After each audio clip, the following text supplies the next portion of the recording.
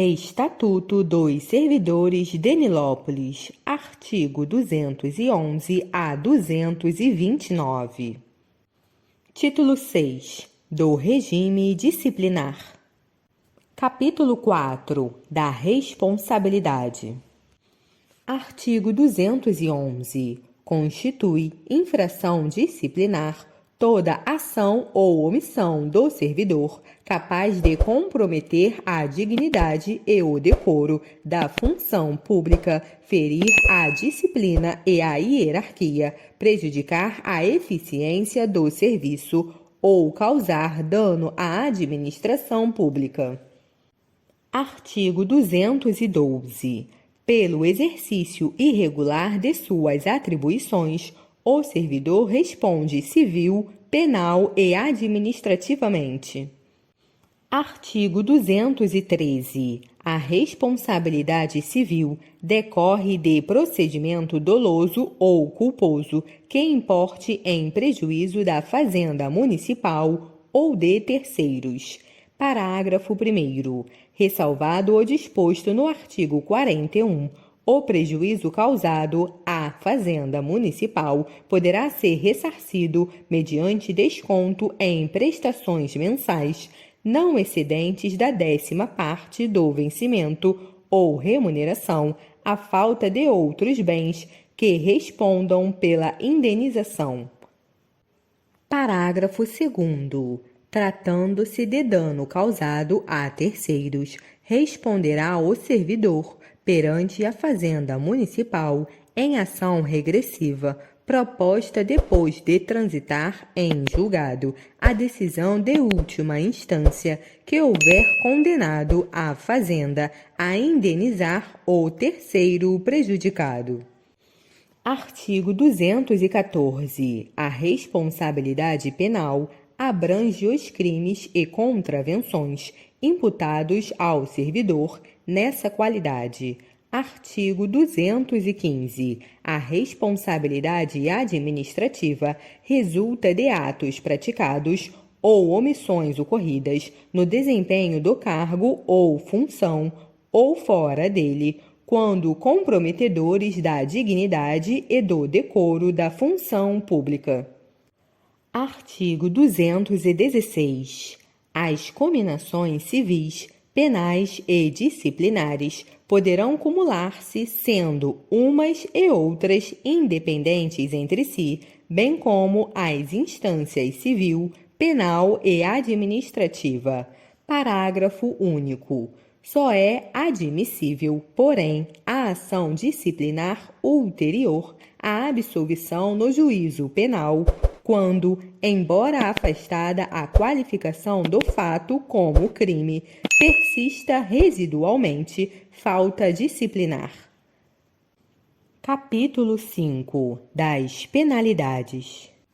Artigo 217. São penas disciplinares. Inciso 1. Advertência. Inciso 2. Repreensão. Inciso 3. Suspensão. Inciso 4. Multa. Inciso 5. Destituição de função. Inciso 6. Demissão. Inciso 7. Cassação de aposentadoria, jubilação e disponibilidade. Parágrafo único. Os atos de improbidade administrativa importarão a suspensão dos direitos políticos, a perda da função pública, a indisponibilidade dos bens e o ressarcimento ao erário, na forma e gradação previstas em lei, sem prejuízo da ação penal cabível. Artigo 218. Na aplicação das penas disciplinares, serão consideradas a natureza e a gravidade da infração, os danos que dela provierem para o serviço público e os antecedentes funcionais do servidor. Parágrafo único. As penas impostas ao servidor serão registradas em seus assentamentos. Artigo 219. A pena de advertência será aplicada verbalmente em casos de negligência e comunicada ao órgão de pessoal. Artigo 220. A pena de repreensão será aplicada por escrito em casos de desobediência ou falta de cumprimento dos deveres, bem como de reincidência específica, em transgressão punível com pena de advertência. Parágrafo único. Havendo dolo ou má-fé, a falta de cumprimento dos deveres será punida com pena de suspensão. Artigo 221. A pena de suspensão será aplicada nos casos de: inciso 1, falta grave; inciso 2, desrespeito a proibições que, pela sua natureza, não ensejarem pena de demissão; inciso 3, reincidência em falta já punida com repreensão. Parágrafo 1º. A pena de suspensão não poderá exceder a 180 dias. Parágrafo 2º.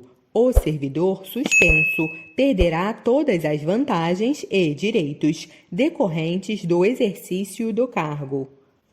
Parágrafo 3º. Quando houver conveniência para o serviço, a pena de suspensão, por iniciativa do chefe imediato do servidor, poderá ser convertida em multa na base de 50% do dia de vencimento ou remuneração, obrigado, neste caso, o servidor a permanecer no serviço durante o número de horas de trabalho normal. Artigo 222. A destituição de função dar-se-á quando verificada falta de exação no cumprimento do dever. Parágrafo único. O disposto neste artigo não impede a aplicação da pena disciplinar cabível quando o destituído for também ocupante de cargo efetivo. Artigo 223. A pena de demissão será aplicada nos casos de: inciso 1, falta relacionada no artigo 181, quando de natureza grave, a juízo da autoridade competente e se comprovada a má-fé. Inciso 2, incontinência pública e escandalosa ou prática de jogos proibidos. Inciso 3, embriaguez habitual ou em serviço. Inciso 4. Ofensa física em serviço contra servidor ou particular, salvo em legítima defesa. Inciso 5. Abandono de cargo. Inciso 6. Ausência ao serviço sem causa justificada por 30 dias, interpoladamente, durante o período de 12 meses. Inciso 7. Insubordinação grave em serviço. Inciso 8. Ineficiência comprovada com caráter de habitualidade no desempenho dos encargos de sua competência. Inciso 9. Decídia no cumprimento dos deveres. Parágrafo 1º. Considera-se abandono de cargo a ausência ao serviço sem justa causa por 30 dias consecutivos. Parágrafo 2º. Entender-se-á por ausência ao serviço com justa causa a que assim for considerada após a devida comprovação em processo administrativo disciplinar, caso em que as faltas serão justificadas apenas para fins disciplinares.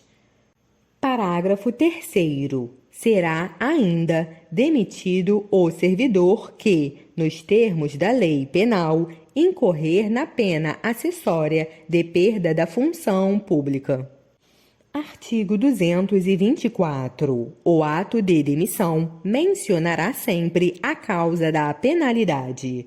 Artigo 225. Conforme a gravidade da falta, a demissão poderá ser aplicada com a nota a bem do serviço público.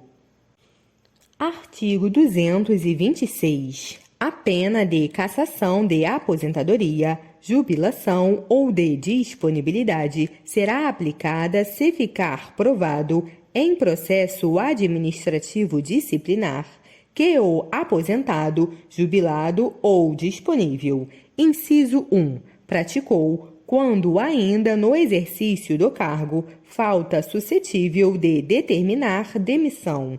Inciso 2. Aceitou, ilegalmente, cargo ou função pública provada à má-fé. Inciso 3. Perdeu a nacionalidade brasileira ou, se português, for declarada extinta a igualdade de direitos e obrigações civis e do gozo de direitos políticos. Parágrafo único. Será cassada a disponibilidade do servidor que não assumir, no prazo legal, o exercício do cargo ou função em que for aproveitado. Artigo 227. São competentes para a aplicação de penas disciplinares. Alínea A. O prefeito, em qualquer caso, e privativamente, nos casos de demissão, cassação de aposentadoria, jubilação ou disponibilidade e destituição de cargo em comissão. Alínea B. Os secretários municipais e demais titulares de órgãos diretamente subordinados ao prefeito, em todos os casos, exceto nos de competência privativa do prefeito municipal. Alínea C. Os dirigentes de unidades administrativas em geral, nos casos de pena de advertência, repreensão, suspensão até 30 dias e multa correspondente. Parágrafo único. Nos casos dos incisos 2 e 3, sempre que a pena decorrer de processo administrativo disciplinar, a competência para decidir e para aplicá-la é do secretário municipal de administração. Artigo 228. Prescreverá. Inciso 1. Em 2 anos, a falta sujeita às penas de advertência, repreensão, multa ou suspensão. Inciso 2. Em 5 anos, a falta sujeita à pena de demissão ou destituição de função e a cassação de aposentadoria, jubilação ou disponibilidade. Parágrafo 1º. A falta também, prevista como crime na lei penal, prescreverá juntamente com este. Parágrafo 2º. Poderá ser requerida, a qualquer tempo, a revisão do processo de que resultou pena disciplinar, quando se aduzirem fatos ou circunstâncias suscetíveis de justificar a conduta do servidor punido ou atender sua gravidade, não constituindo fundamento para a revisão a simples alegação de injusta penalidade. Parágrafo 3º. O curso da prescrição começa a fluir da data do evento punível disciplinarmente ou do seu conhecimento e interrompe-se pela abertura de processo administrativo disciplinar. Capítulo 6. Da isenção do imposto predial. Artigo 229. Todo servidor efetivo que tenha adquirido ou venha a adquirir um único imóvel residencial para uso próprio e exclusivo ficará isento do pagamento do imposto predial, bastando requerê-lo, juntando a escritura definitiva.